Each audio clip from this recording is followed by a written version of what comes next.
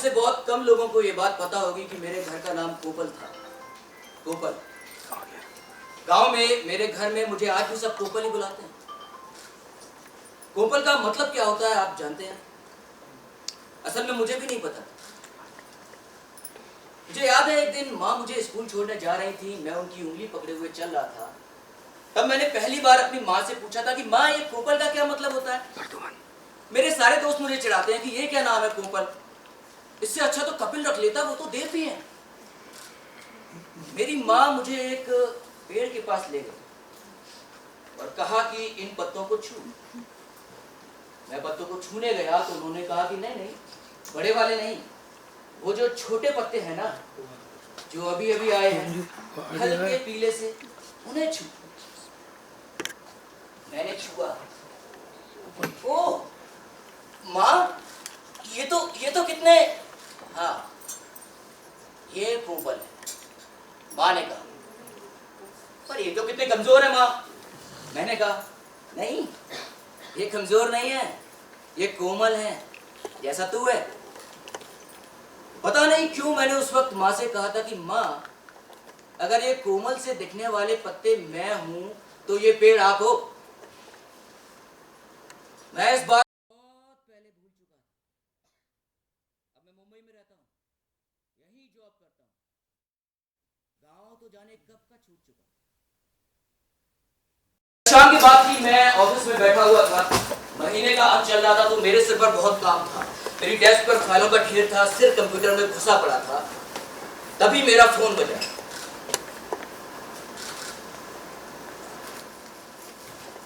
मैंने देखा सोनी जी का फोन है। सोनी जी गांव में हमारे पड़ोसी थे और मैं इस आदमी को बिल्कुल भी पसंद नहीं करता। मैंने फोन उठाया। हेलो जी, बोलिए। हेलो सोनी जी, अरे बोलिए बेटा। हाँ सोनी जी, हेलो, मेरी आवाज आ रही है क्या आपको? अरे मेरी आवाज आ रही है क्या आपको? बेटा, तेरी माँ कल रात अचानक चल बसी। तू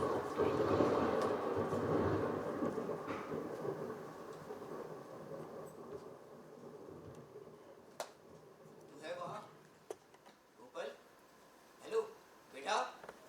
हाँ मैं हूँ यहाँ, तू बस जल्दी आ जा बेटा। हाँ ओके।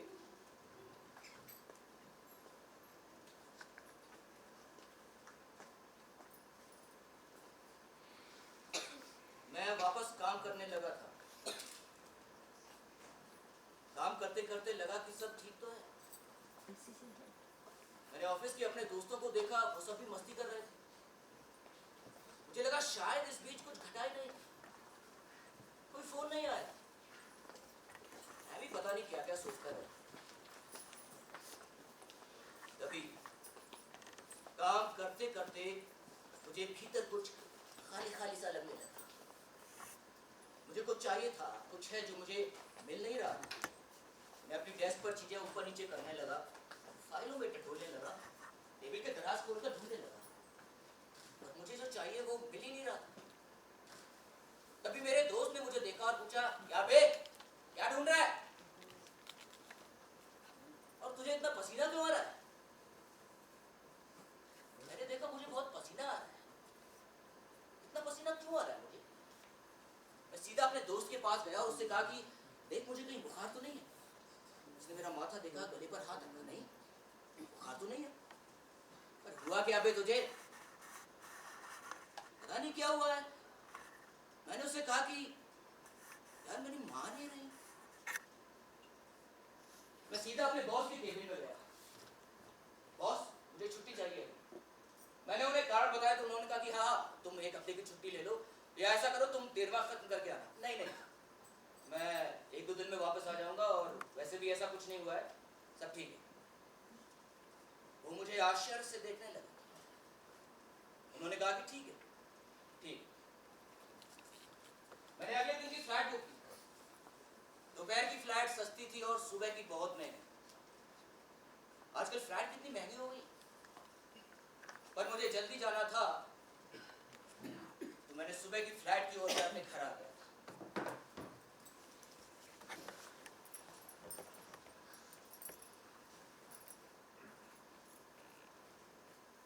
सुबह का आदमी नहीं हूं। मुझे तो आज तक समझ में नहीं आया कि लोग सुबह सुबह उठते कैसे हैं, क्या करते हैं। Bloody morning person. आज मैं सुबह 4 बजे से उठा हूं और मुझे समझ ही नहीं आ रहा है कि मैं क्या करूं। मेरी आंखें जल रही थी, सिर भारी लग रहा था और पसीना तो देखो कितना आ रहा। ऐसा नहीं है मैंने वापस सोने की कोशिश की, पर जैसे ही आंखें बंद करता लगता कुछ छूट जाएगा, कहीं फ्लैट ना छूट जाए। इस डर से मैं तुरंत उठ जाता। मैं नहा चुका था, अपना पूरा सामान बांध चुका था, बस सुबह होने का नाम ही नहीं ले रही थी। मैं अपने कमरे के चक्कर लगाने लगा। सोचा चलता रहूंगा तो शायद आपसे जल्दी बीत जाए। तभी अपनी बुक शेल्फ पर मेरी निगाह एक किताब पर गई। क्या हो रहा है आज? आज पहली बार इतनी किताबों के बीच मेरी निगाह उसी एक किताब पर गई थी, मैक्सिम गोर्की की मदर, पेलागिया निलोवना। गोर्की ने यह किताब अपनी मां के लिए लिखी थी। जब मैंने इस किताब को पढ़ा था बहुत पहले, तब मेरे भीतर एक हृदयाती सी इच्छा जागी थी कि काश मेरी मां भी पेलागिया निलोवना की तरह महान मां होती। मुझे लगा था कि उन्होंने मुझे धोखा दिया, अनुमान होना चाहिए था, वो हो सकती थी, फिर क्यों नहीं हुई? एक तो हमारी माएं महान क्यों नहीं हो पाती हैं? मुझे याद है मैंने अपनी मां से कई दिनों तक ठीक से बात ही नहीं की थी। वो पूछती क्या हुआ है, रहने दो। अरे गोपाल हुआ क्या है तुझे? मैं नाराज हूं आपसे। उन्हें कभी पता ही नहीं चला कि मैं उनसे क्यों नाराज था।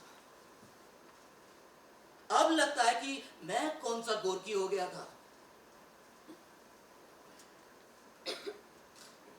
मैंने घड़ी देखी, 6 बज चुके थे। मैंने अपना सामान उठाया और एयरपोर्ट के लिए रिक्शा पकड़ लिया। सुबह का वक्त था, सड़कें खाली थी। मैं अपने समय से बहुत पहले ही एयरपोर्ट पहुंच चुका था।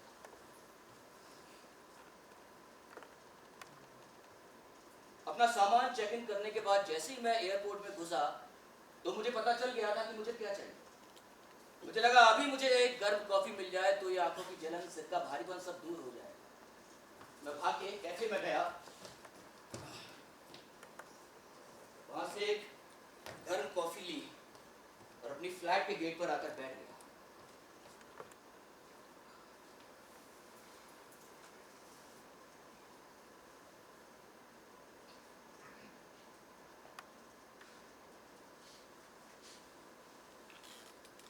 मैंने घड़ी देखी, फ्लैट में तो अभी टाइम है।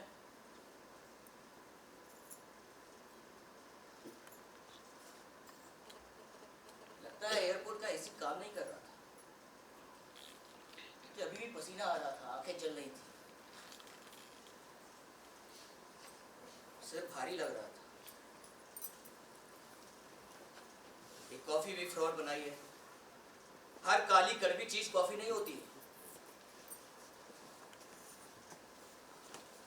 मैं बहुत देर से एक औरत को देख रहा हूँ। वो एयरपोर्ट के वॉशरूम के पास बहुत देर से खड़ी हुई थी। ना वो भीतर जा रही है ना ही कहीं और, वो बस वहीं खड़ी हुई थी। उन्हें पता नहीं था शायद कि महिलाओं का वॉशरूम दूसरी तरफ है। पता नहीं क्या चक्कर है, कोई उन्हें कुछ बता ही नहीं रहा। मैंने माँ से आखिरी बार कब बात की थी? अभी तो की थी, कुछ दिन पहले। मैंने अपना फोन निकाला और देखा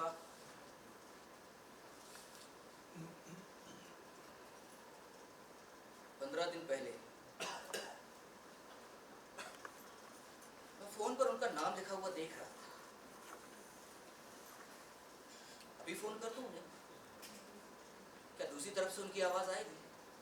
क्यों नहीं आएगी? क्या उनकी आवाज दूसरी तरफ से अब कभी नहीं आएगी? मैंने मैसेज में जाकर उनका आखिरी मैसेज देखा। वही एक बात जो वो हमेशा पूछती थी, तो क्या लिख रहा है आजकल?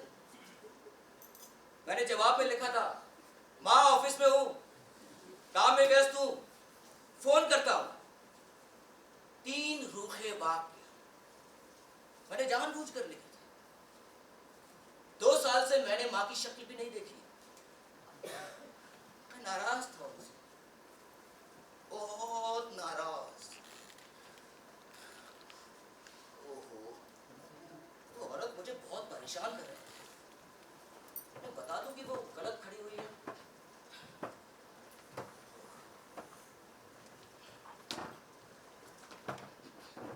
सुनिए आंटी, आपका वॉशरूम उधर।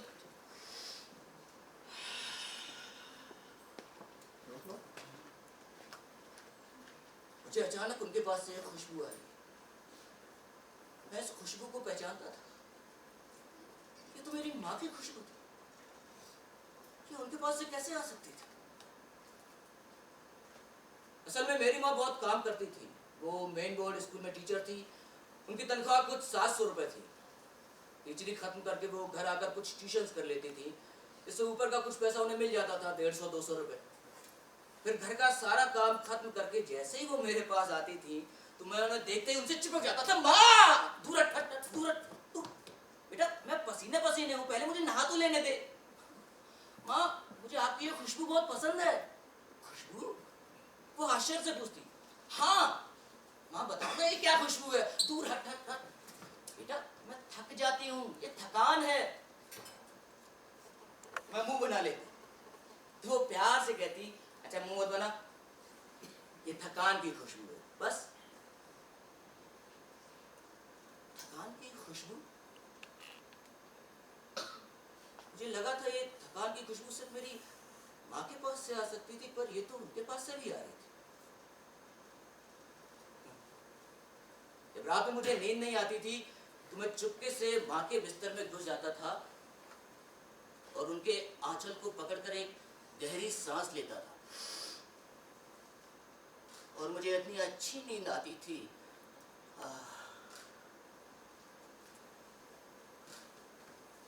मेरी माँ जितना ज्यादा थकती थी मैं उतना गहरा सोता था। मैं एक बार फिर से वो थकान वाली खुशबू सूंघ लेना चाहता था। मैं धीरे से उनके पास गया, अपनी आंखें बंद की और जैसे ही मैंने एक तेज खुशबू भीतर खींची तो वो पलट गई। नमस्ते। अरे माँ, आप यहाँ क्या कर रही हो? माँ, माँ मैं कोपल। माँ क्या हुआ? माँ, माँ, माँ, माँ मैं अब आपसे नाराज नहीं हूँ। मैं था नाराज। माँ, मैं आपको फोन करने वाला था। माँ, आपका वॉशरूम उधर है। माँ, माँ, आप चिल्ला क्यों रही हो? माँ, माँ मैं हूँ ना यहाँ।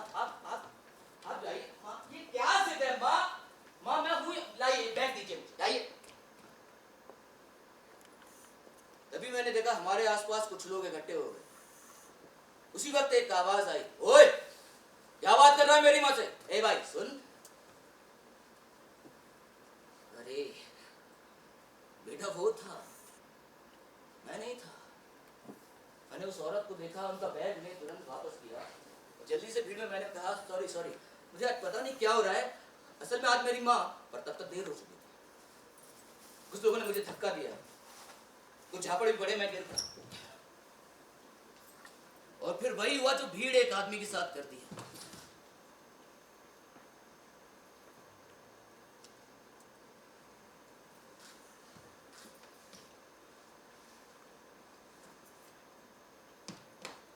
मैं लड़खड़ाता संभलता वापस अपनी जगह आकर बैठ गया था।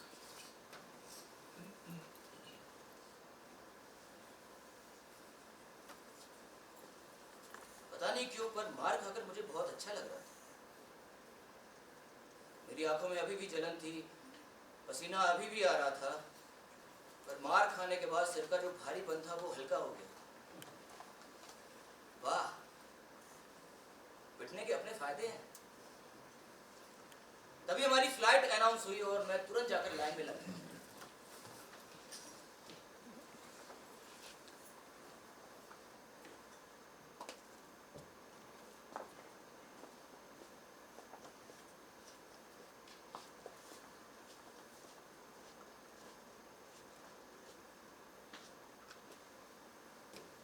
तो क्या लिख रहा है आजकल? माँ हमेशा पूछती थी। असल में मेरी माँ शिद्दत से लेखक हो जाना चाहती थी।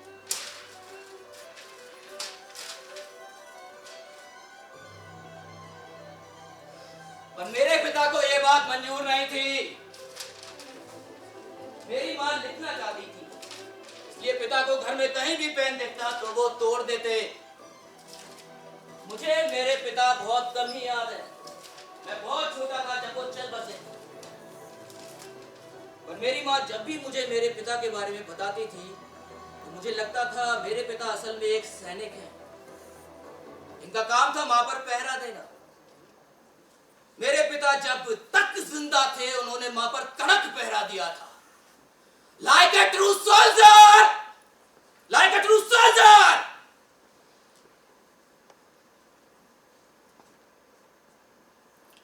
मेरी माँ बहुत सुंदर थी। तांबई रंग, दुबला पतला लंबा कद, घने बाल। इसलिए पिताजी काम पर जाने के पहले घर के दरवाजे पर बाहर से ताला लगाकर जाते थे। मैं अपने बाप से बहुत चिढ़ता था। क्रूर आदमी साला, क्रूर आदमी साला। कोई आदमी इतना क्रूर कैसे हो सकता है?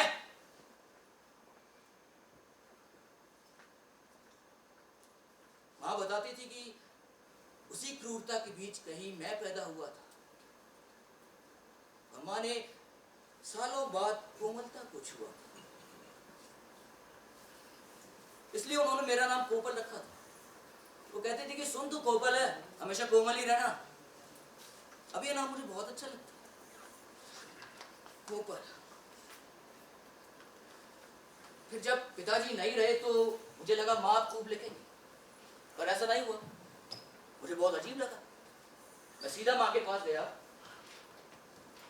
माँ, आप क्या ये कोरे पन्नों के सामने खाली पेन से खेलती रहती हो? आप लिखती क्यों नहीं? लिखो, आपको जो लिखना है, आपको पूरी आजादी है। तो वो कहती इतना आसान है बेटा, मेरे भीतर कई सालों का गुस्सा भरा है और गुस्सा आदमी को कठोर बना देता है। मैं गुस्सा नहीं लिखना चाहती, मैं कुछ अच्छा लिखना चाहती हूँ। मेरी माँ एक शब्द भी नहीं लिख पाई थी,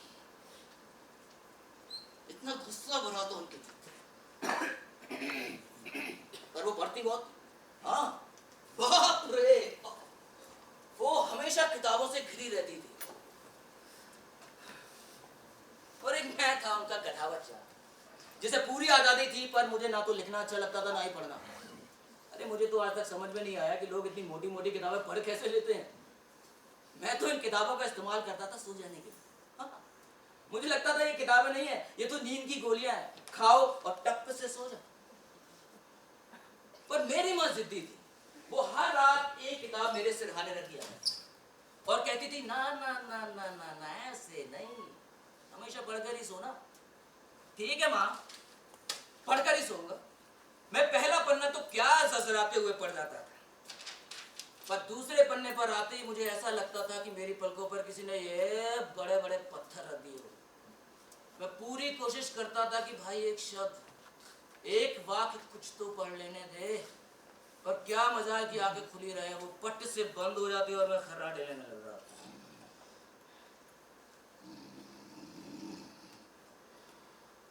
सुबह सुबह माँ आ जाती तो सुना वो कहानी जो रात में पड़ी थी। ठीक है माँ, मैं पहला पन्ना तो क्या जजराते हुए सुनाता था, पर दूसरे पन्ने पर आते ही मैं एक झूठ शुरू कर देता और उस झूठ को जैसे तैसे घुमा फिरा कर एक झूठी कहानी माँ को सुना देता और मैं देखता था कि माँ खुश हो गई। ये क्या चीटिंग है? अरे जब मेरी माँ को झूठ पर ही मजा आ रहा है तो पढ़ना क्यों? मैंने तुरंत पढ़ना कर दिया। अब मैं बढ़िया चादर तान कर सोता और सुबह सुबह एक अंगड़ाई लेकर उठता और माँ के सामने एक पूरी झूठी कहानी सुना देता और माँ उसे सुनकर ही हंस हंस के लोटपोट हो जाती थी।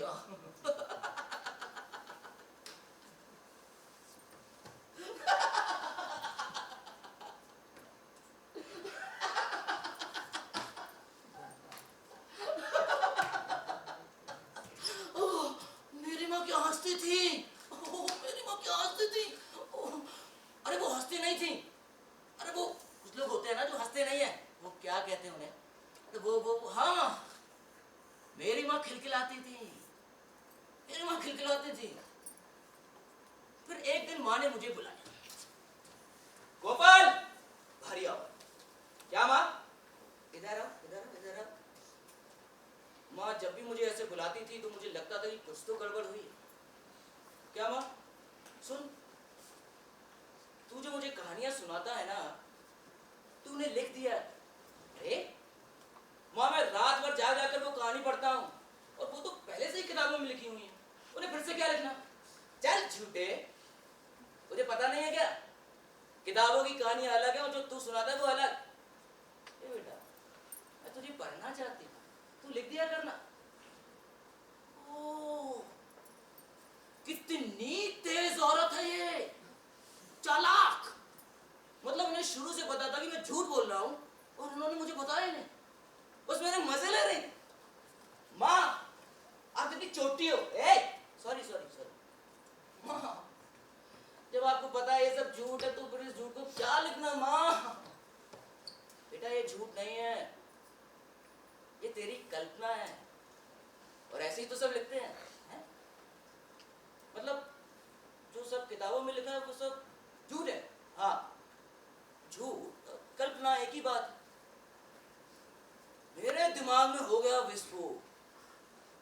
मतलब आप समझ रहे हैं कि आपको अचानक पता चले कि इस दुनिया में जितनी भी किताबें हैं उनमें सब झूठ झूठ लिखा हुआ। भाई साहब, तो क्या सब लोग झूठ पेल रहे हैं? अगर सब लोग झूठ ही पेल रहे हैं, मैं तो क्या गजब का झूठा आदमी, मैं तो पैदाशी झूठा आदमी। फिर क्या था, मैं सुबह सुबह उठता और माँ को एक झूठी कहानी सुना कर दे देता था। माँ मेरा झूठ पढ़ती खुश हो जाती। वाह, कितनी सही सेटिंग हो गई थी।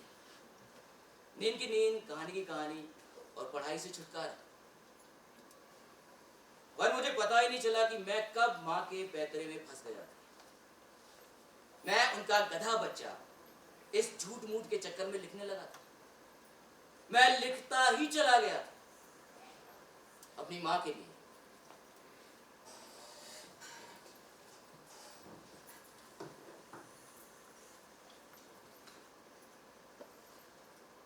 आपको पता है, मुझे विंडो सीट मिली थी प्लेन में। मुझे अचानक से विंडो सीट का मिलना किसी चमत्कार से कम नहीं लगता है। छोटे सुखद आश्चर्य जैसा कुछ। मुझे हवाई जहाज शुरू से ही बहुत पसंद है। अरे मेरा छोड़िए, मेरी माँ तो हवाई जहाज के पीछे पागल थी। हाँ, अरे गांव में हमारे घर के ऊपर से जैसे ही हवाई जहाज गुजरता था तो मैं और माँ तुरंत घर से बाहर आ जाते थे और उसे आश्चर्य से देखते।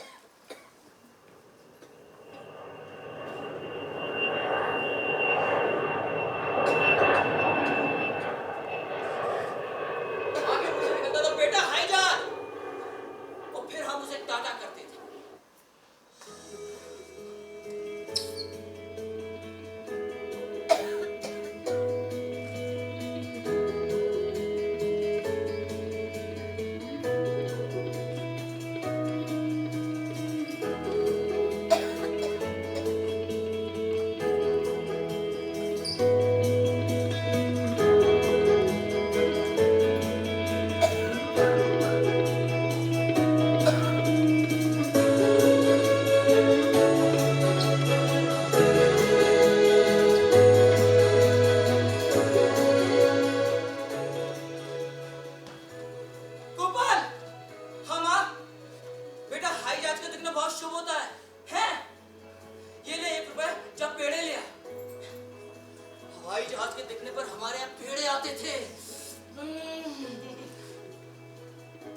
पर हम ज्यादा पेड़े खा नहीं पाते क्योंकि उस वक्त हमारे घर के ऊपर से महीने 2 महीने में एक आध हवाई जहाज बहुत मुश्किल गुजरता।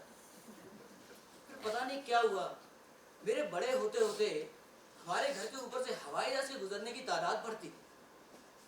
पेड़े बहुत महंगे थे, हम बताशों पर आ गए और फिर ऐसा हुआ कि हमारे घर के ऊपर से एक ही दिन में 2-2 हवाई जहाज गुजर जाते। भाई बताशे भी तो पूरे महीने चलाने होते थे, ऐसा थोड़ी नहीं है कि हर बार हवाई जहाज के दिखने पर एक बताशा मुंह में रख लिया। इतने पैसे नहीं थे। ये 2 हवाई जहाज के चक्कर में हम फंस गए थे।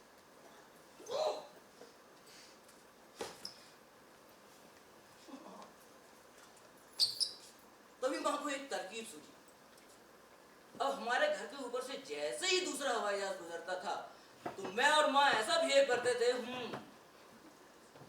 मैं माँ से कहता था, माँ आपको कुछ आवाज आ रही है क्या? माँ तुरंत कहती थी, पीछे से कोई ट्रैक्टर जा रहा है शायद। हम उसे सुनते ही नहीं थे। अरे ये तरकीब बहुत काम आई। मैंने आपको बताया था ना कि मेरी माँ की तनख्वाह 700 रुपए थी। महीने की पहली तारीख को जब माँ को तनख्वाह मिलती थी तो वो उन रुपयों को लाकर सीधा भगवान की अलमारी में रख देती और फिर मुझसे कहती थी, गोपाल देख, इस बार इन पैसों को पूरा महीना चलाना, बिल्कुल चाहे कुछ भी हो जाए। ठीक है माँ, एकदम पूरा महीना चलाएंगे। या खाक चलाएंगे। वो पैसे 20 से 25 तारीख तक आते आते ही कहीं अपना दम तोड़ देते थे और फिर महीने का आखिरी हफ्ता हमारे घर के ऊपर से ऐसे गुजरता था जैसे दुखों भरा गड़गड़ाता हुआ दूसरा हवाई जहाज गुजर रहा हो।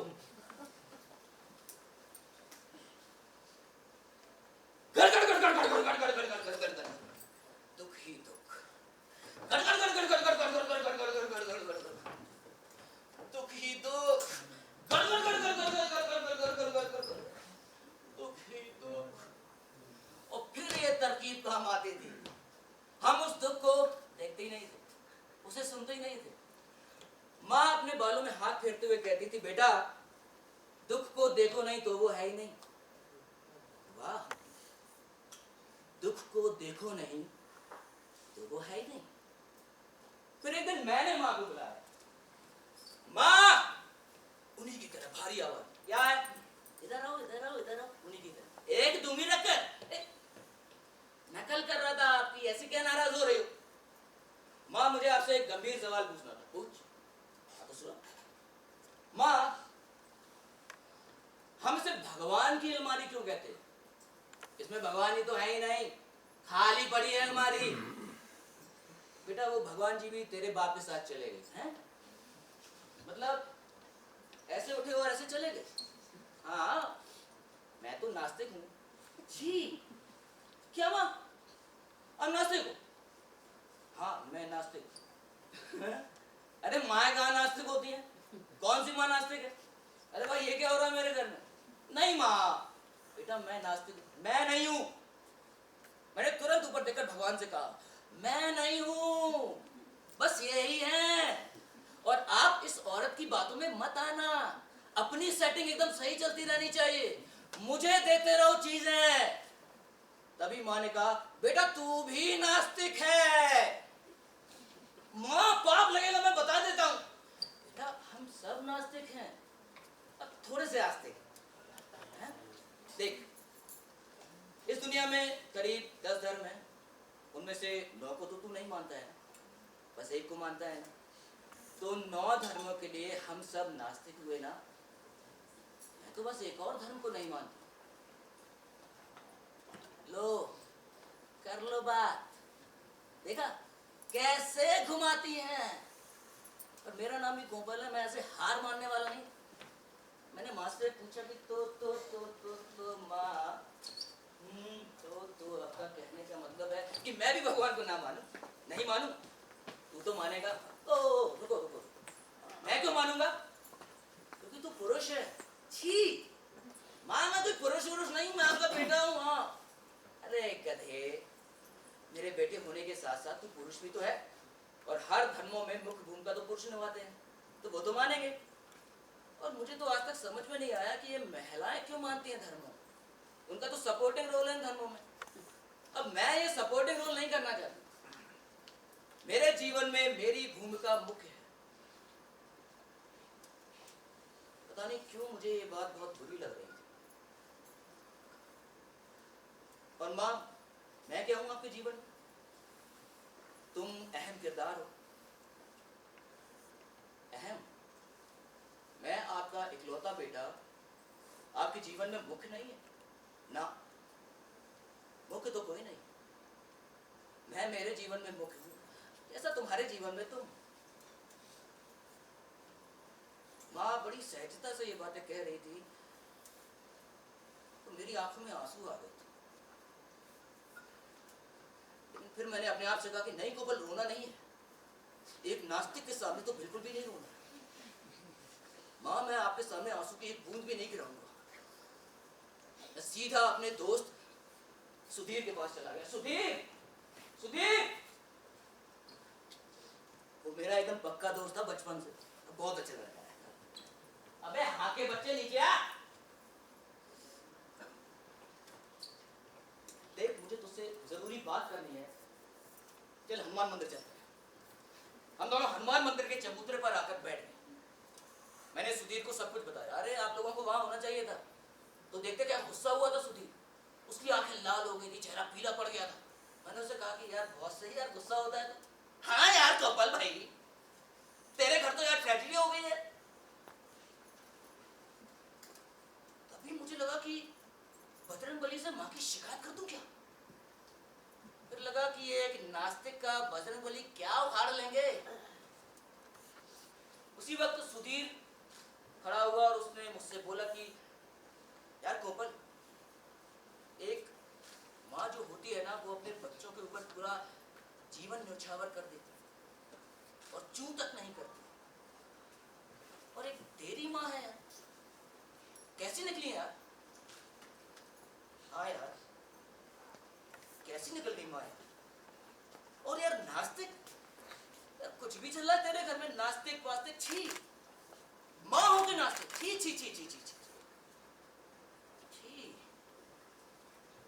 मैंने भी उसकी छी में अपनी छी मिला दी। तभी वो उठकर खड़ा हुआ और मेरे चारों ओर चक्कर लगाने लगा गुस्से में। ओ सुधीर, सुधीर, क्या बात है, मतलब पक्का दोस्त हो तो ऐसा। वो मेरी बात पर मुझसे भी ज्यादा गुस्सा हो रहा था। मैंने सुधीर से कहा, सुधीर भाई लव यू। यार गोपाल, तेरे से एक बात कहनी है, अगर तुझे बुरा ना लगे तो। देख तूने ही अपनी माँ का जिक्र किया है यार, मेरी माँ नास्तिक है, इससे ज्यादा बुरा और क्या हो सकता है। तू बोल भाई। यार गोपाल, गांव वाले तेरी माँ के बारे में बहुत ही गंदी बातें करते हैं। क्या मतलब? यार वो कहते हैं कि तेरे घर में कोई भी आ जा रहा होता है। ये कौन आ रहा होता है?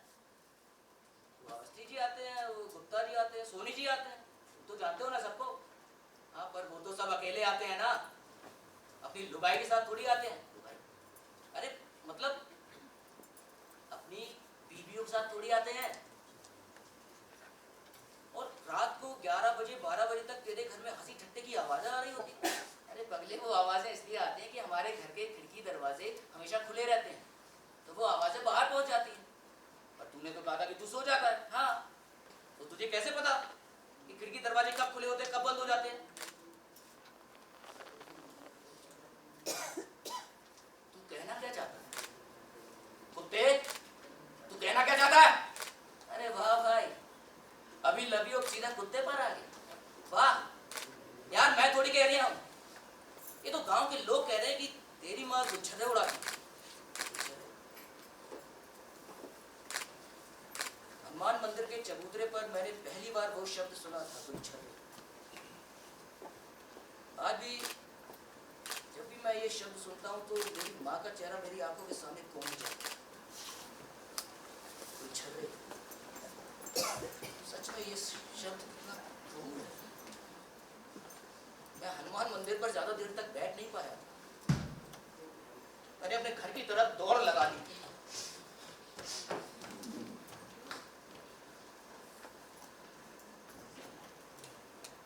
और मैं सीधा माँ के पास पहुंचा। माँ, आपको पता है उस वक्त ये शब्द बने ही नहीं थे, ये वाक्य बने ही नहीं थे कि जिससे इस विषय में अपनी माँ से मैं बात कर सकूं। मैं अपनी माँ से कुछ भी नहीं कह पाया। मैं बस उनके अगल बगल मंडराता रहता।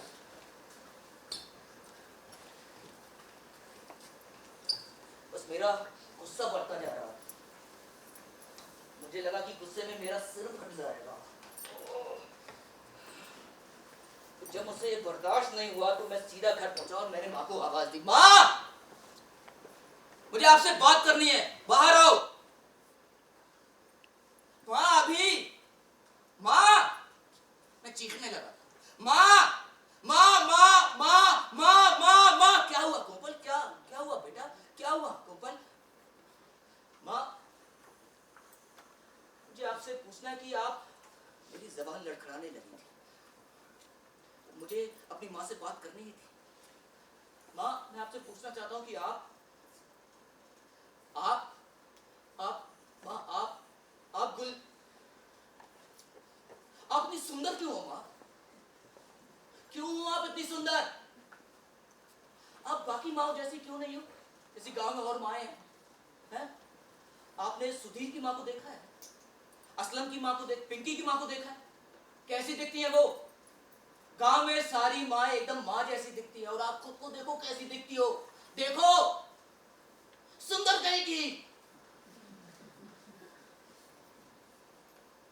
गोपाल बेटा, क्या हुआ बेटा? अच्छा तू बता, मैं क्या करूं? मुझे नहीं पता क्या करना है क्या नहीं करना है। और आप ये स्लीवलेस वाला ब्लाउज क्यों पहनती हो? जानबूझ करना, ताकि आपके कंधे पूरे देखें। और मैंने देखा आप सुबह जब स्कूल जाती हो तो साड़ी भी ऐसे पहनती हो कि ताकि आपका पूरा पेट दिखे। और आपको क्या लगता है रात में सो जाता हूं? नहीं, मुझे सब दिखता है माँ।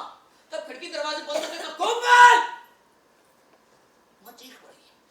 चुप हो जा बेटा, चुप हो जा। माँ की आंखों में डर था, जैसे उन्होंने कोई भूत देखी। माँ, क्या हुआ माँ? माँ सॉरी, सॉरी माँ, सॉरी सॉरी माँ, सॉरी। तू सुन रहा है खुद को? तू सुन रहा है खुद को?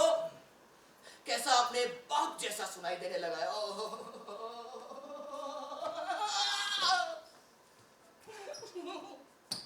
एक ही आदमी तो था जिससे मैं चिढ़ता था, मेरा बाप। मैं उसके जैसा नहीं होना चाहता था, कभी नहीं होना चाहता था।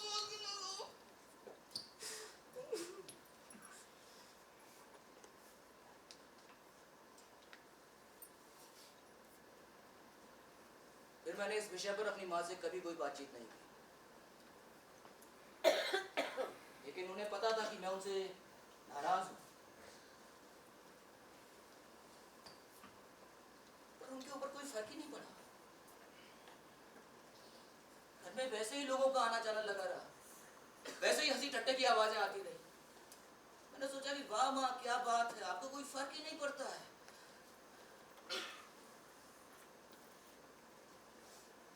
तो मैंने एक दिन देखा कि माँ पूरी बाह का ब्लाउज पहने हुए स्कूल जा रही है। मैं तुरंत कमरे में गया, उनके सारे स्लीवलेस ब्लाउज उठाए और बाहर दूर जाकर कूड़ेदान में फेंक। अब पता चलेगा कुंपल से पंगा। माँ शाम को घर आई, सीधे कमरे में गई। मुझे लगा वो कुछ कहेंगे कि मेरे ब्लाउज कहाँ गए, पर उन्होंने कुछ भी नहीं कहा। ये क्या बात है? फिर मैंने देखा एक दिन माँ नया स्लीवलेस ब्लाउज पहने हुए। वाह, कंपटीशन। मौका मिलते ही मैंने उस ब्लाउज को भी उठाया और बाहर दूर कूड़ेदान में फेंक दिया। ब्लाउज कहाँ गायब हो रहे हैं ये तो ना कभी माँ पूछती थी, और नए ब्लाउज के दिखने पर मैं भी उनसे कुछ नहीं कहता। हम लोगों के बीच में अजीब सा एक मूक युद्ध चलने लगा। कोई किसी से कुछ नहीं कहता था, ना कोई हार मानने वाला, ना वो ना ही मैं। जब तक गांव में रहा ये युद्ध खत्म ही नहीं हुआ। लड़ाई, हिंसा आदमी को बहुत जल्दी बड़ा कर देते। माँ कहती थी, लड़ते लड़ते मैं कब बड़ा हो गया मुझे पता ही नहीं चला। मेरी अजीब सी छतरी छतरी दाढ़ी पूछ उगाई थी। फिर एक अच्छी खबर आई, मेरी जॉब लग गई थी मुंबई में। गांव में खबर फैल गई, अरे वो अपना गोपाल है ना, कि जॉब लग गई है मुंबई में। घर में बहुत सारे पेड़े हैं। मैंने कुछ ज्यादा ही खा लिए और मेरा पेट खराब हो गया। अरे अच्छी चीज ज्यादा मिल जाए तो वो पचती नहीं है। अभी मैंने सोचा ये कितना अच्छा मौका है माँ को फंसाने का, अपने साथ मुंबई ले जाने। हाँ, मैं सीधा माँ के पास गया, माँ से कहा कि माँ क्या रखा है इस गांव में? गांव में फालतू के लोग फालतू फालतू बातें करते रहते हैं। बंबई गजब का शहर है माँ, चलो वहां चलते हैं, वहां किसी से किसी को कोई मतलब नहीं। आपको वहां जैसे रहना है रहो, जो करना है करो, खुली छूट है। माँ ने कहा कि तू बंबई जा, तेरे को वहां जैसे रहना है रह, जो करना है कर, खुली छूट है तेरे। मैं तो यहाँ वैसे ही रह रही हूँ जैसा मुझे रहना है। अच्छा, और गांव वाले क्या कहेंगे? जैसे ही बंबई मुझे जॉब मिली और मैं आपको अकेला छोड़कर भाग गया, तो उनसे कहना कि तेरी माँ विकलांग नहीं है, उसके हाथ पैर सही सलामत हैं, वो अपना ख्याल रख सकती है। मेरी माँ मेरी बातों में नहीं फंसी, जिद्दी औरत है, अब क्या बताऊं। ठीक है, आपको जैसे रहना है रहो, पर कम से कम आप ये गुल। माँ, अब ये स्लीवलेस ब्लाउज पहनना बंद कर दो ना माँ, प्लीज प्लीज माँ, प्लीज प्लीज। माँ मेरी तरफ देखकर मुस्कुराने लगी। उन्हें पता चल गया था शायद मैं क्या कहना चाहता हूँ। वो मेरे पास आई, बेटा मुझे लगता था तेरे बाप के जाने के बाद मैं आजाद हूँ, तो मैं गलत थी। अभी तू भी तो है। ठीक है, अब से मैं स्लीवलेस ब्लाउज कभी नहीं पहनूंगा तुम्हारे लिए। खुश है? खुश है? मैं बहुत देर तक माँ के चेहरे को देखता रहा, तो मैंने हाँ में सिर हिलाया। पर तुझे भी मेरी एक बात माननी पड़ेगी। बोलो माँ, तुझे अपना कहानी संग्रह पूरा करना पड़ेगा। चुप! चोरी चोरी मेरी कहानियां पढ़ रही थी हैं? आपको कैसे पता मैं लिख रहा हूँ? तेरी माँ हूँ, इतना चोरी का तो हक है ना। तू कसम खा कि तू अपना कहानी संग्रह पूरा करे। खा कसम। मुझे याद है वो दोपहर का वक्त था, माँ आंगन में बीचों बीच खड़ी हुई थी और उनके पीछे एक हरा घना पेड़ था। उस वक्त मैंने माँ के सिर पर हाथ रखकर कसम खाई थी कि माँ, मैं आपकी कसम खाता हूं कि मैं अपना कहानी संग्रह पूरा करूंगा। मैं सीधा बंबई आ गया। नई जॉब थी तो मुझे बहुत काम करना पड़ रहा था। उसी वक्त से माँ की तबीयत खराब रहने लगी थी। उन्हें खांसी के दौरे पड़ते थे और उनका बीच बीच में मैसेज आता था, वही एक बात पूछती थी, तो क्या लिख रहा है आजकल? इतनी व्यस्तता के बावजूद भी मैंने उन्हें बताया नहीं था कि मैंने अपना कहानी संग्रह पूरा कर लिया। मैंने उसका नाम त्रासदी रखा। मैं सोचता था कि जब भी ये कहानी संग्रह प्रकाशित होगा तो मैं इसकी पहली प्रति लेकर सीधा गांव जाऊंगा और इसे माँ की गोदी में रख दूंगा। माँ, देखो देखो देखो देखो देखो देखो, बोलो बोलो बोलो। अरे पहला पन्ना खोलो ना। देखा क्या लिखा है? आपके लिए सरप्राइज।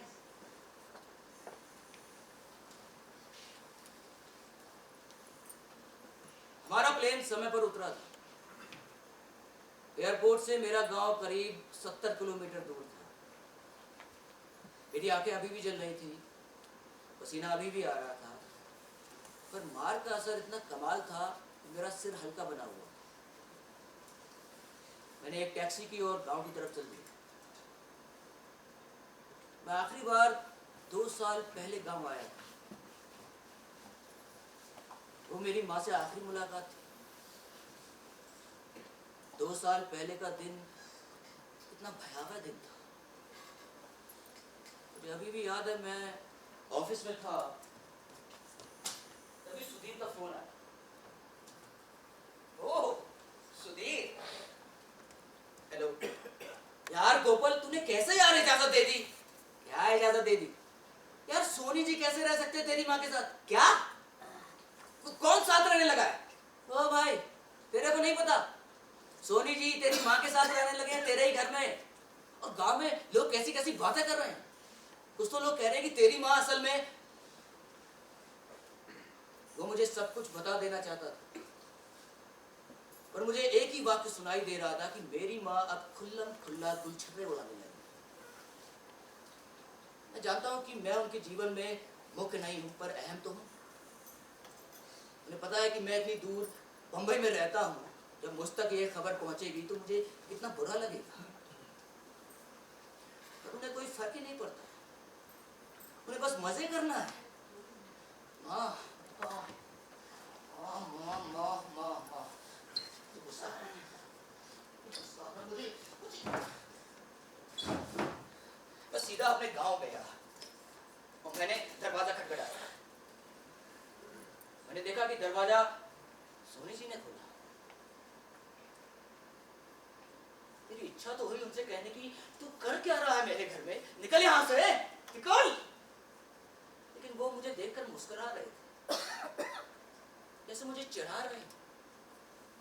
अरे गोपाल, तुम आ रहे हो और तुमने बताया भी नहीं, आ जाओ आ जाओ आ जाओ। अरे सुनिए, देखिए कौन है, आपका लाडला लेकर गोपाल। जाओ जाओ जाओ, माँ अंदर है अंदर। मैं इस आदमी की आवाज भी नहीं सुनना चाहता था। मैं माँ के कमरे में गया। मैंने देखा खूंटी पर सोनी जी के कपड़े टंगे।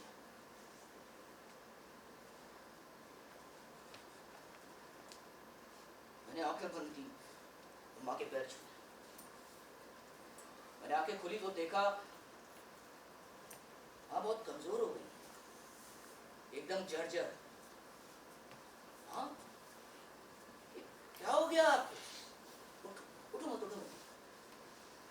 तभी सोनी जी की आवाज आई, डॉक्टर ने आराम करने को कहा है। पर कहाँ मानती हैं? अरे मैंने कहा कि कोपल को बता देते हैं, तो कहने लगी कि नहीं नहीं नहीं, वो बहुत दूर रहता है, परेशान हो जाएगा। मैंने कहा कि जाओ कोपल के साथ थोड़ा रहो, हवा पानी चेंज होगा, लेकिन नहीं मानती ही नहीं। मैं तो भैया परेशान हो गया। खैर, चाय बना दूं तुम्हारे लिए?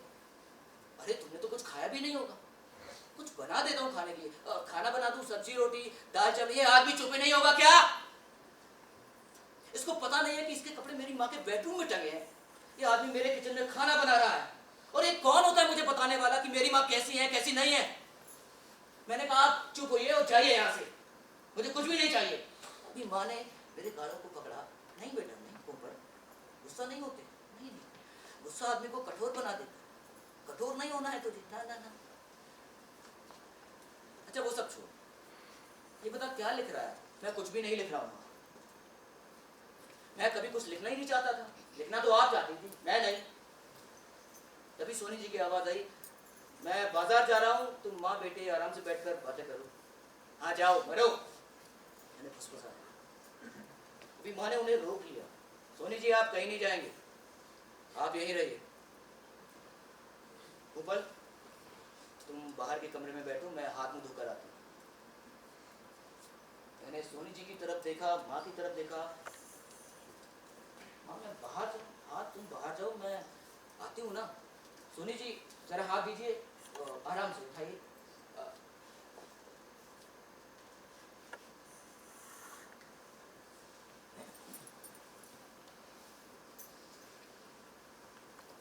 मैं बाहर के कमरे में आकर बैठ गया, जहाँ पर हमारे यहाँ मेहमान आकर बैठते थे। मैंने देखा घर बहुत साफ सुथरा था, नई चादरें थी, नए पर्दे लगे थे। मैंने भगवान की अलमारी देखी, उसमें भगवान जी थे, अगरबत्ती भी जल रही थी। वाह माँ, क्या बात है। थोड़ी देर में माँ हाथ मुंह धोकर आई और मेरे सामने बैठ गई। तो इस बीमारी मेरी कितनी सुंदर दिखाई दे रही। तू आ रहा है, तूने बताया नहीं, बता देता मैं तेरे लिए कुछ खाने को बना देती। सोनी जी बहुत अच्छा खाना बनाते। वाह, आप उठिए और अपना सामान बांधिए, अब से हम लोग बम्बई में रहेंगे। मैंने कल शाम की फ्लैट के टिकट भी बुक करा ली। माँ मैं आपकी एक भी बात नहीं सुनूँ, आपको मेरे साथ चलना ही पड़ेगा, चाहे कुछ भी हो जाए। अरे बाबा, देखा सोनी जी कितना प्यार करता है मुझसे। अरे माँ की तबीयत खराब हुई, पता चला तो तुरंत दौड़ा चला आया है। गांव के लोग क्या कहेंगे, इतना दूर रहता है बम्बई, और माँ की खबर मिली और तुरंत सीधा यहाँ चला है। कितना प्यार करता है मुझसे। माँ आप चाहे कुछ भी कह लो, आपको मेरे साथ चलना ही पड़ेगा, चाहे कुछ भी हो जाए। जबरदस्ती ले जाएगा? हाँ, मेरी रजामंदी नहीं लेगा ना। ये मुझे रख पाएगा तू अपने साथ? अरे क्यों नहीं रखूंगा, आप मेरी माँ हो। कैसी माँ जो गांव में रहकर तुझे शर्मिंदा कर रही है? ऐसी माँ को क्यों रखना अपने साथ है? माँ आप ये क्या कह रही हो? इसीलिए आया है ना तू? हाँ मैं इसीलिए आया हूँ क्योंकि मुझसे बर्दाश्त नहीं हो रहा है। क्या बर्दाश्त नहीं हो रहा है? कि मैं खुश हूँ? नहीं, मुझसे बर्दाश्त नहीं हो रहा कि आप ये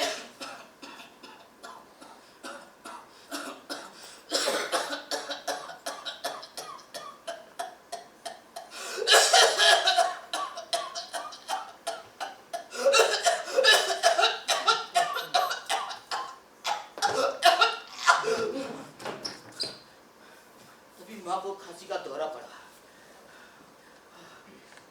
सोनी जी ने तुरंत उन्हें उठाया, उनके पीठ पर हाथ फेरा और तुरंत उन्हें अंदर ले गए।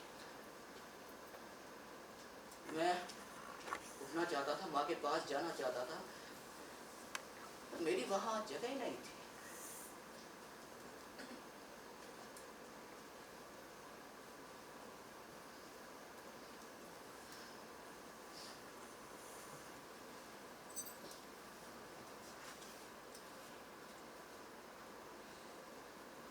थोड़ी देर में माँ की आवाज आई, गोपाल। हाँ माँ। बेटा मैंने पूरी जिंदगी बहुत सी दुकानें खोल रखी। दुकानें? हाँ, अच्छी बेटी की, अच्छी बीवी की, अच्छी औरत की, अच्छी टीचर की, अच्छी माँ की, और मैं लोगों को वही बेच रही थी जो लोग खरीदना चाहते। और तुम्हें पता है कि लोगों की अपेक्षाएं कभी खत्म नहीं होती। और इन सबके बीच मुझे अपने लिए एक अपनी भड़की की जगह नहीं मिली। और किसी को कोई फर्क नहीं पड़ता है कि यहाँ एक औरत के लिए उसने थोड़ी सी भी जगह नहीं छोड़ी है। बेटा मैंने अपनी दुकानों के शटर गिरा दी। अब मैं किसी को कुछ नहीं बेच रही, ना लोगों को और ना ही तुम्हें। तभी मैंने देखा कि हमारे घर के ऊपर से एक हवाई जहाज गुजरा।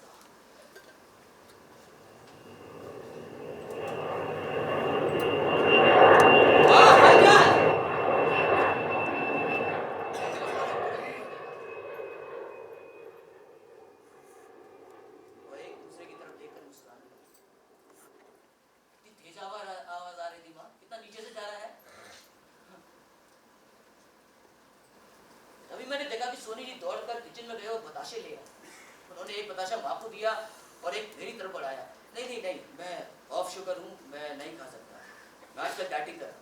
अच्छा अच्छा अच्छा, हाँ इसमें तो शक्कर ही शक्कर मिली होती है, उसे नहीं खाना चाहिए। आओ ये कहते कहते उन्होंने मेरा वाला बताशा अपने मुंह में रख लिया। बेटा तू कितना बदल गया है। बम्बई में रहता है, वहाँ के तो रंग ही ढंग अलग है। सुनना, मैं तुझसे शाम को खाने में बात करती हूँ, मुझे थोड़ी थकान लगता है। सोनी जी शाम को कूपन के लिए दाल तड़का बनाना है, बहुत अच्छी बनाते हैं। ये कहते हुए माँ अंदर चली। सोनी जी दाल तड़का अच्छी बनाते हैं। माँ के कमरे में सोनी जी के कपड़े टंगे हुए, भगवान के अलमारी में भगवान जी हैं। सोनी जी और माँ मिलकर बताशे खा रहे। मुझे लगा तेरे हाथों से सब कुछ छूट गया है।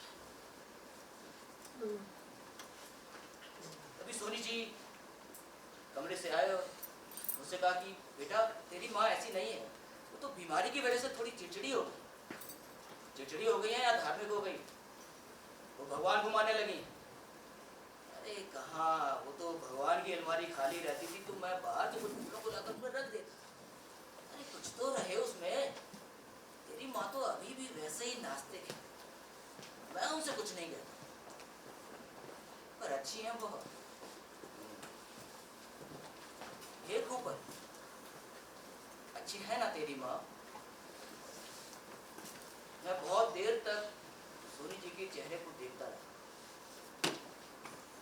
मुझे यकीन नहीं हुआ। मुझे उनकी आंखों में प्रेम दिखा। अबे मेरी माँ है वो साले। मुझसे बर्दाश्त नहीं हो रहा। मैं वहां एक पल भी नहीं रुका और मैं सीधा बंबई आ गया। मुंबई आते ही मैंने माँ को कोई फोन कोई मैसेज नहीं किया। उनका भी मुझे कोई फोन कोई मैसेज नहीं आया। ठीक है, करो जिसे जो करना है, जिसे जैसे रहना है रहे, मेरी बला से। कुछ महीनों बाद माँ का मैसेज आता है, गोपाल बेटा मेरी तबीयत आजकल ठीक नहीं रहती है, पर तू चिंता मत कर, सोनी जी बहुत अच्छे से ख्याल रखते हैं। तू झूठ बोल रहा था ना कि तूने लिखना तो नहीं छोड़ा है, बेटा वो मत छोड़ना, वो तेरी कल्पना है और कल्पना ही सच होता है। यथार्थ के चक्कर में मत पड़ना, वो तो झूठ है। और बेटा अगर कुछ भी लगे तो मुझे बता देना।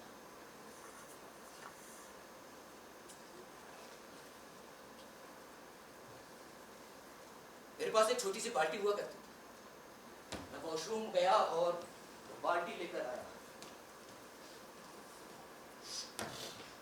उसे अपने कमरे के बीचों बीच रखा और अपना कहानी संग्रह लेकर आया, त्रासदी। उसके टुकड़े टुकड़े किए,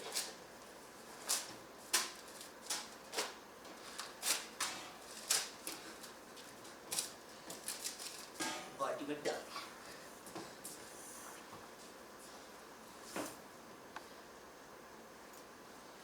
माँ के लिए।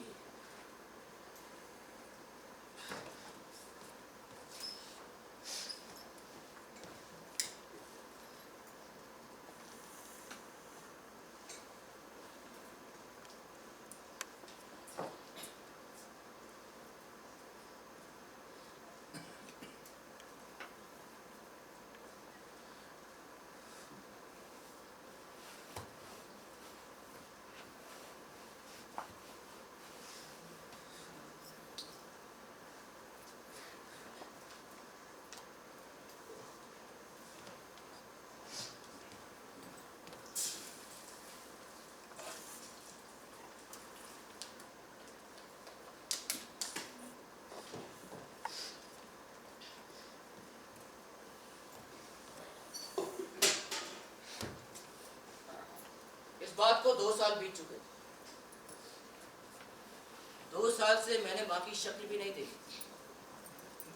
अब पता नहीं कैसी दिखती है। भैया एसी चालू कर दो, मुझे बहुत गर्मी लग रही है।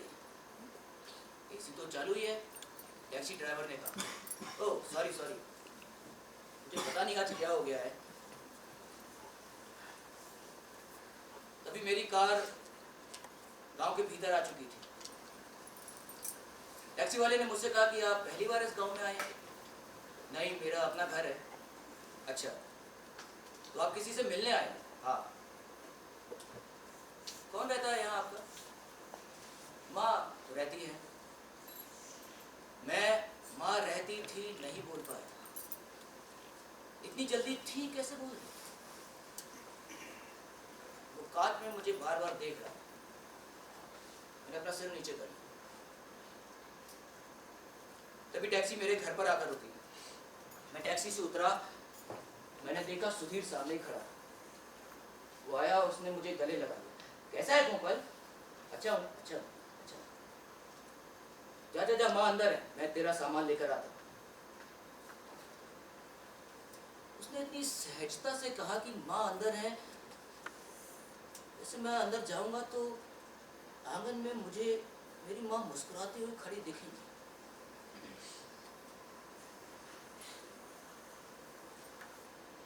और अगर उन्होंने मुझसे पूछ लिया कहाँ था 2 साल, क्यों नहीं आया मुझसे मिलने, तो मैं उनसे क्या कहूंगा कि मैं व्यस्त था। जाना अंदर, जा रहा है, जा रहा, जा रहा, जा रहा।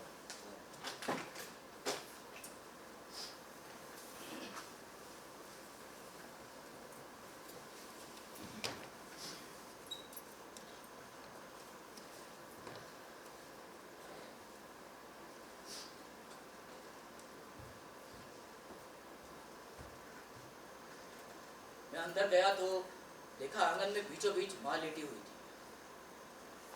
उनके सिर के पास एक थाली थी जिसमें अगरबत्ती लगी हुई थी। धूप और अगरबत्ती की वजह से पूरे आंगन में धुआं फैला हुआ। उनके बगल में सोनी जी भी बैठे हुए थे। मैं माँ के पास गया और सोनी जी से दूर बैठा।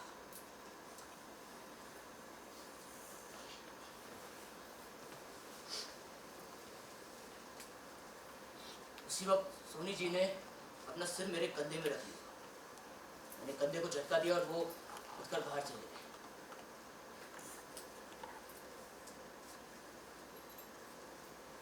माँ, माँ मैं आ गया हूँ माँ।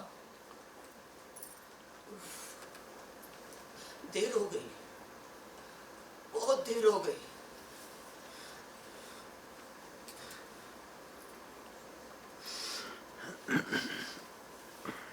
थकान की खुशबू कहाँ चली गई माँ? माँ थकान की खुशबू कहाँ चली गई? मैंने उनके गालों को छुआ, वो बहुत ठंडे थे। मैंने उनके माथे को छुआ,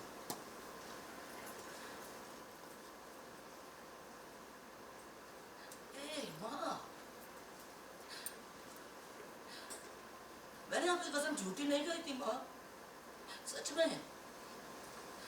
मैंने अपना कहानी संग्रह पूरा कर लिया था और उसका नाम त्रासदी रखा था। उसके पहले पन्ने पर ही मैंने लिखा था आपके लिए, और वो गलती से मुझसे चल गया माँ, सच में, आपकी कसम। अभी मुझे रोने की आवाज आई। मैंने देखा सोनी जी दरवाजे के पास खड़े होकर फूट फूट कर रो रहे थे। उसी वक्त सुधीर अर्थी का सामान लेकर आ गया। उसके साथ 2 लोग और थे, शायद उसके दोस्त थे। चलो अच्छा है, बाकी शव यात्रा में हम 3 की बजाय 5 लोग होंगे। इस पूरे गांव में माँ की शव यात्रा में हम सिर्फ 5 ही लोग थे। मेरी नास्तिक माँ। हम लोग शमशान घाट पहुंचे।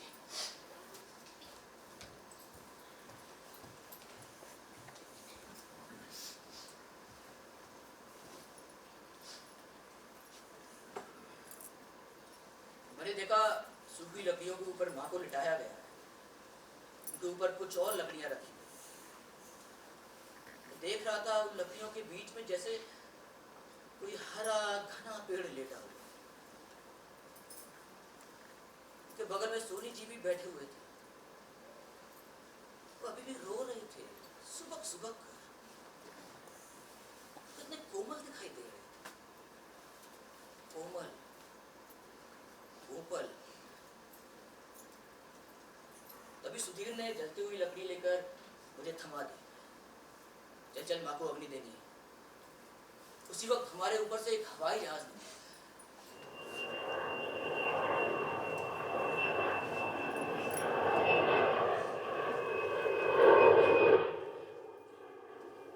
मैंने हवाई जहाज को टाटा करने की कोशिश की पर मेरे हाथ में मैंने जलती हुई लकड़ी को देखा और अपने आप को देखा। मैं वही हो गया था जिसका माँ को डर था, एक सैनिक। मैं कितना कठोर हो गया था। मैं नहीं था कोमल, नहीं था कोपल, नहीं था। अंत में बहुत मनाने के बाद माँ को अग्नि सोनी जी ने ही दी। उन्हीं का हक बनता था। हम लोग अपने घर पर आ गए।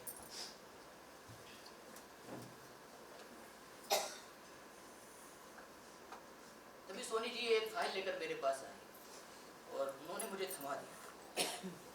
ये क्या है सोनी जी? ये तू नहीं जानता, तू जो बचपन में लिखा करता था ना, देख तेरी माँ ने कितना संभाल कर रखा है। हाँ, और उसका हर एक पन्ना मैं उसके मुंह से जाने कितनी बार सुन चुका हूँ। और बाबा जब वो सुनाती थी तो कैसे खिलखिलाया करती थी। तो सोनी जी को मुस्कुराते हुए देख रहा था, तो अपने झूठ को देख रहा था। तेरी माँ माँ ने मेरे झूठ को कितना संभाल कर रखा था। मेरी माँ थी पिला गया निलोगना, मैं ही गौर की नहीं हो पाया था। हमारी माँ है महान, पर हमने उनकी कहानियों को कहीं लिखा ही नहीं, उन्हें कहीं दर्ज ही नहीं किया। अगर उन्होंने कभी कुछ लिखना चाहा तो हमने उनके पेन तोड़ दिए। वो बस अपने पति के जर्जर होने और बच्चों से आती हुई खबरों के बीच कहीं गुमसुम सी बूढ़ी होती रही। ये हमारी माँ थी जो जाया हो गई।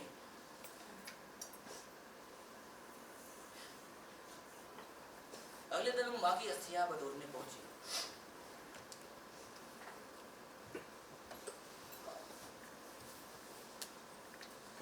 मैंने देखा सोनी जी रात में कुछ खरीद रहे थे। वो अभी भी माँ को टटोल रही थी।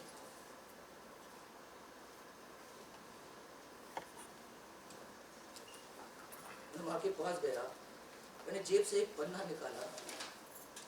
मैंने कल रात एक झूठ माँ के लिए लिखा था जिसे माँ बहुत पसंद करती थी। मैं माँ के पास गया, रात कुछ हुआ, वो अभी भी गर्म थी। माँ, मैंने आपके लिए एक झूठ लिखा है, सुनाओ?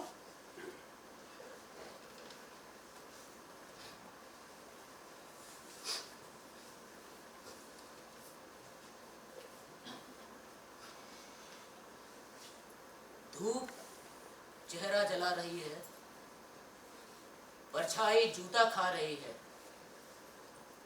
शरीर पानी फेंक रहा है, एक दरख्त पास आ रहा है, उसके आंचल में मैं पला हूं, उसकी वात्सल्य की सांस पीकर आज मैं भी हरा हूं। आप यकीन नहीं मानेंगे, इस जंगल में एक पेड़ ने मुझे सींचा है। मैं उस पेड़ को माँ माँ कहता हूं।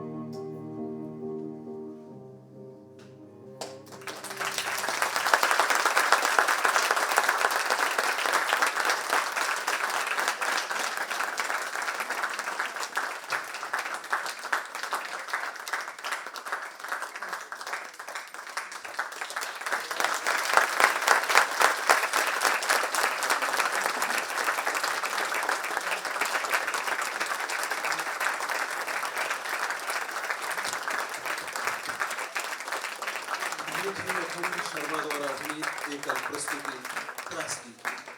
मैं मंच पर रंगमंडल प्रभाग भारत भवन के प्रमुख श्री अनूप जोशी बंटी जी को साग्रह आमंत्रित करता हूं कि वो मंच पर पधारें।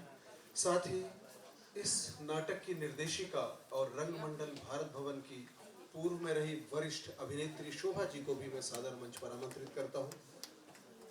प्रकाश परिकल्पना एवं संचालन कर रहे थे मुकेश जिज्ञासी और ध्वनि प्रभाव पीयूष पांडा भी मंच पर आमंत्रित हैं और इस नाटक से संबंधित सभी बैक स्टेज कलाकार को भी मैं मंच पर आमंत्रित करता हूं। श्री अनूप जोशी बंटी जो स्वयं रंगमंडल भारत भवन से संबंध रहे हैं, वर्तमान में इसके प्रमुख हैं, उनसे अनुरोध है कि भारत भवन की ओर से शोभा जी का पुष्पगुच्छ से स्वागत करें।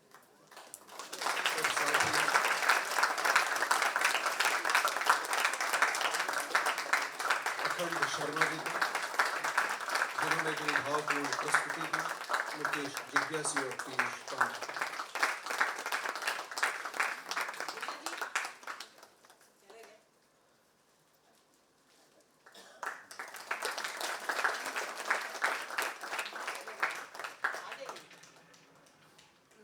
अरे आप फोटो मत खींचिए, आप लोग आ जाइए।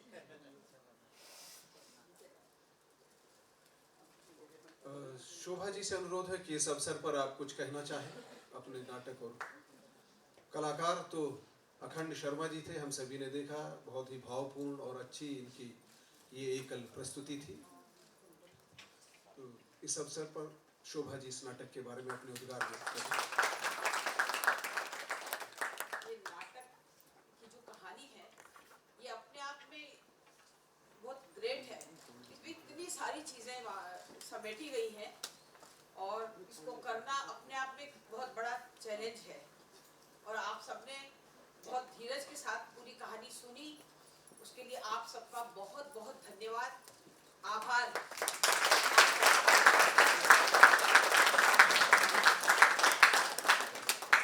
Thank you. कल हमारे इस समारोह की अंतिम प्रस्तुति है।